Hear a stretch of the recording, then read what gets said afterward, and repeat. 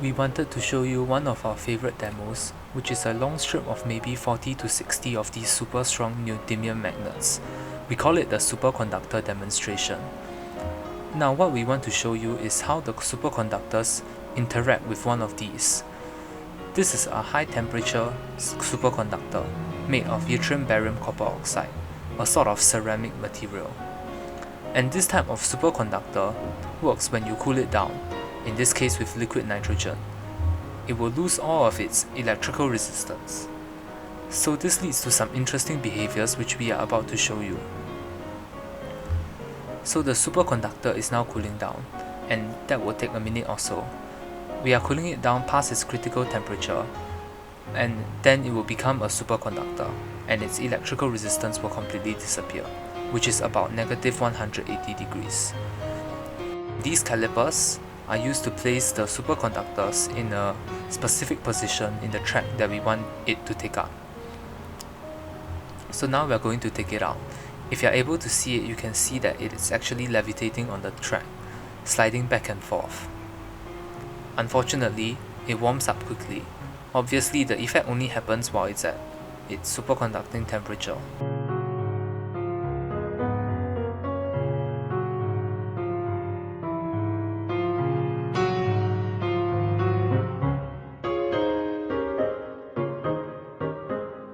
So a good way to see that is through observing how a magnet interacts with an ordinary material, such as copper.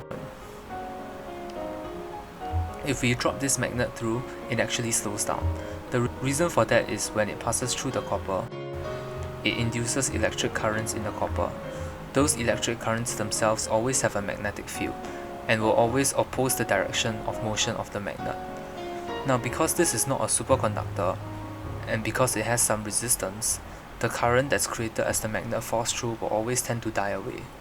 So if a magnet were for instance to be stopped by an electrical current, those currents will just die away and the magnet will fall slowly through the tube. But in a superconductor, the currents never die away, so the current will keep on going in loops even after the magnet has stopped. So if this were a superconductor, the magnets will effectively be locked in the pipe indefinitely. Now that's part of the explanation. Now we could take the superconductor and stick it underneath, and it will float there too. Now as we mentioned, into a copper, when you move a conductor in a changing magnetic field, there is a resistive force or changing magnetic flux. The electric current you create will always have their own magnetic field, which resists the change and motion.